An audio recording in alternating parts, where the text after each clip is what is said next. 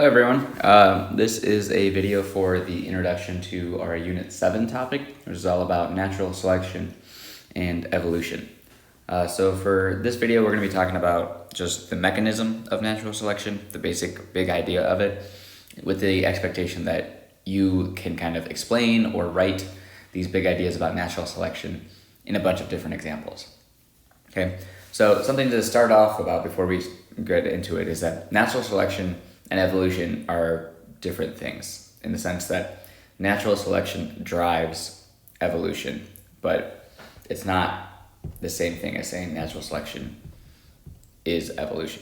It is a mechanism of evolution. So this is going to be a way species can evolve over time. It is not the only way species evolve over time, right? Because we also have to consider that mutations are happening in sexually reproducing organisms and bacteria. There's gene flow between populations where there's migrating individuals and those genes are being moved around from population to population. And then we have random events that can change the genetic makeup of a population as well, such as like natural disasters, humans interfering or destroying habitats, volcanic eruptions. So these types of things can also affect the nature of populations and the genes that they carry.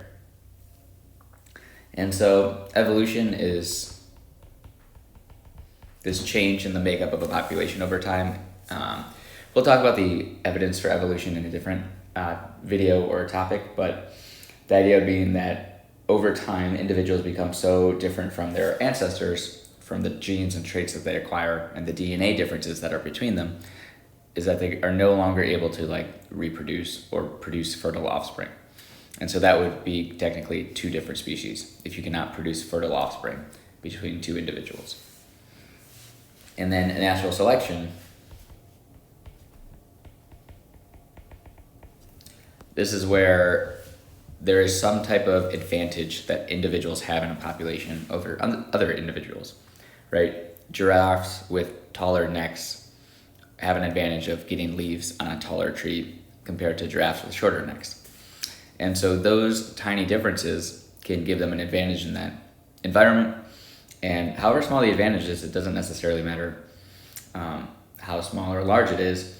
Eventually, if you give it enough time, what we see is that those giraffes with taller necks are more likely to survive and reproduce and pass on those good traits to their offspring. Those with shorter necks are less likely to survive. They can't eat. And so they're more likely to die without passing on their traits. And so over time, the population would start to resemble more of the long-necked giraffes because those are the ones that are having kids. And we can use this for like a basic example like this, but we can use it for any really small advantage that one individual has over another. And so we'll take a look at a few here later on in this video. And so we have Charles Darwin. He's our guy who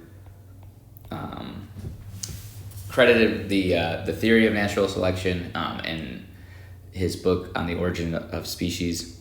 And in it is not the strongest that survives, but the species that survives is the one that is able best to adapt and adjust to the changing environment in which it finds itself, right? I think it's important to note as we talk about this that it is advantages or adaptations, traits that are good for individuals, are completely can be determined by the environment, right? Camouflage, if you are a green camouflage lizard, that's only good in a green environment. As soon as you move that is no longer an adaptation or advantageous trait. So things can move quickly when you have a changing environment. Traits that used to be successful are not always successful. And so there has to be some conditions that must be met for evolution by natural selection. And so we're going to kind of list and talk about that in these notes. So the first one is competition, right? You have to have a winner and a loser. In any population, there's going to be differences in individuals. They are going to vary, right? Sexually reproducing populations would have very unique DNA between individuals. And so every individual is going to be slightly different, and some might have an advantage over others. Not all organisms have the same chance for survival. And so this competition is a struggle to get limited resources. It could be space, it could be food, mates, nutrients, light. you know, at a certain point, you have to factor in that there's going to be differences in a competition for resources, and maybe those differences will give them an edge. But also something to note is that this is just in the phenotypes, right? The physical traits that individuals are expressing. You can't target genotypes of an individual. Think about an individual with homozygous dominant and an individual that's heterozygous. They would both be expressing the same trait, so the environment, there's no selection for either one over them, because from the environment's perspective, or just from like surviving, they both would have the same chance of survival. And then favorable phenotypes will improve chances of survival. And so we have a variation, right? Individuals will look different. We have mutations and sexual reproduction as being two of our ways that increase variation within a population. And eventually, because these mutations are random and sexual reproduction, you're getting from independent assortment, you're getting these chromosomes inherited from mom and dad randomly. These traits can randomly maybe give you an advantage. And that would be called an adaptation. Right? It's a trait that provides an advantage. Adaptations are, by definition, kind of a helpful trait to have in a particular environment. Individuals with adaptations have a greater chance of survival and reproduction. And we talk about an organism's fitness a lot in this unit, which is to say, how well does an organism survive long enough to produce fertile offspring, right? And so fertile offspring is going to be kind of a key last part of that definition. If you are an organism that lives to be 100 and you have 0 kids, you would have a fitness of 0. However, if you were an organism that lived to be 1 years old and you had, 2 kids, you would have a much higher, you would have a good fitness, right? Because if you're 100, you must have some good traits, right? Some adaptations. However, if you're not producing offspring, you're not passing on any of those traits to the next generation. And so all those good traits and adaptations die with you. If you have a shorter lifespan and give birth, you're passing on those traits to the next generation. And over time, we might start to see the population resemble that individual with those good traits because of all of the offspring and genes that are being from that original ancestor.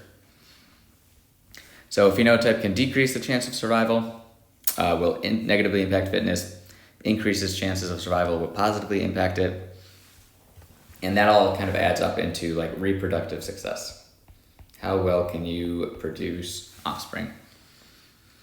And what we will see is that if you have reproductive success over time, give it a few generations, the populations are going to start being more and more from your descendants and your offspring, and that's going to be the deciding factor.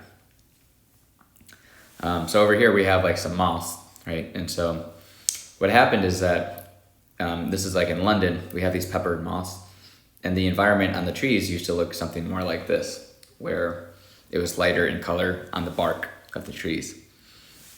And so here they would really blend in, and then the darker colored moths would kind of stand out more. But over time, as like the Industrial Revolution happened, we started seeing soot found on the trees, and it would darken the background and darken the bark. And so over time, within this variation of moths, some were darker than others, and those darker ones were now able to blend into the new environment, right? And so over time, those are the moths that are reproducing more. The lighter colored moths are standing out, and so they're going to get eaten by birds and other predators more often. And really, because this is such a, what we would call a selective pressure, this is a high selective pressure. Meaning it is really dependent on what traits you have that will tell you if you survive or not, or how likely you are to survive. And so what we'll see here is it doesn't take a lot of generations for them to go from a light colored moth to dark colored moths. meaning these ones are just going to die. They're not going to reproduce. But if there is one that's darker, they're going to be having the offspring.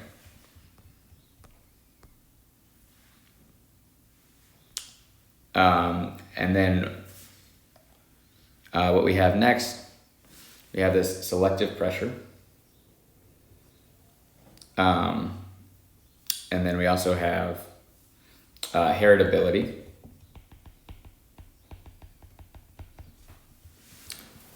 So how well you can pass on adaptations to successive generations. Are these traits that are inherited, or are these traits that you can kind of develop in a lifetime? Traits, for the most part, we're talking, are always inheritable. You cannot acquire new traits in a lifetime as a form of like evolution, right? If you don't get the trait, then you just die. So individuals have the trait or they don't, and then as they go throughout their life, they might have a good chance of survival or they might not. And then we have what we call ecosystem stability. So ecosystem being like the environment, how much the environment does or does not change. And that's going to determine the rate and direction of the evolution. Right? If the environment isn't changing a lot, what we'll see is that evolution can kind of, this point, less likely evolve in those environments if they remain stable, right? Because those populations have kind of optimized themselves to fit that environment. But we also have biotic factors, living things, and abiotic factors that remain more or less stable. When an environment has a lot of disruptions, a lot of change, what we'll see is that evolution and natural selection would go up. However, it can't go up too fast, or the environment can't change too much, because what we find is that individuals can't acquire those random mutations or random differences from sexual reproduction fast enough, and they can't adapt, they just die. So the more unstable the environment, the faster the rate of evolution. This is kind of like the peppered moth example. Here we have an environment that's gray, and then we have gray individuals that blend into it. In 20 years, we have the same thing. 60 years, all gray. There's not a lot of evolution going on in this top row. In this one, we have a gray background, and maybe we have a dark one that was born from a random mutation. And so it's darker in appearance, but there's a random event that occurs, volcanic eruption, and now the background is darker. So this individual, we would say, has high fitness. These would have low fitness. And so these ones are just gonna start dying out. And these are the ones that are gonna start having kids. And so over time, the population would resemble that individual or that ancestor, because that's the one that's having the kids. And then, so just a quick example, evolution leads to quiet crickets in Kauai. And so we can kind of use our concepts that we just talked about. There are adaptations here, right? And these are all heritable. Advantageous traits that you can pass on. Males have specific shaped wings with a scraper and a teeth that produce a chirp when rubbed together. Due to random mutation, some males are born silent that do not chirp. And so, heritability, both of these are passed on. If you are quiet, you pass that on. If you're chirping, you pass that on. There's going to be competition. So males are competing with other males to draw in the attention of female crickets with their chirping to kind of show off their traits. A lot of times, like mating rituals, those traits are showing off their like adaptations and showing off their fitness. Biological fitness, not actual fitness. And then what happens is what we have is a change, right?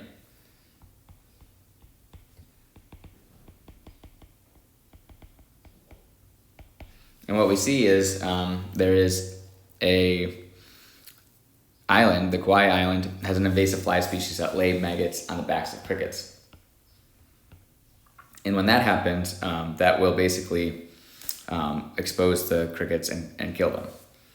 And so the maggots can find the crickets by their chirping. And so what they find is that very quickly chirping is now a disadvantage. Flies use sound to locate the crickets. As a result of this, it's now a disadvantage to chirp, where it used to be an advantage to attract mates. So now, very quickly, silent male crickets are more likely to survive and reproduce because the flies can't find them to lay eggs. Now silent males make up 96% of the population of males. So that would be what we call a high selective pressure, driving those traits. Okay, we have this example we can look at. We'll pause the video here to pick up on 7.2 and kind of talk about that separately. All right, thanks for watching. Hope that was helpful.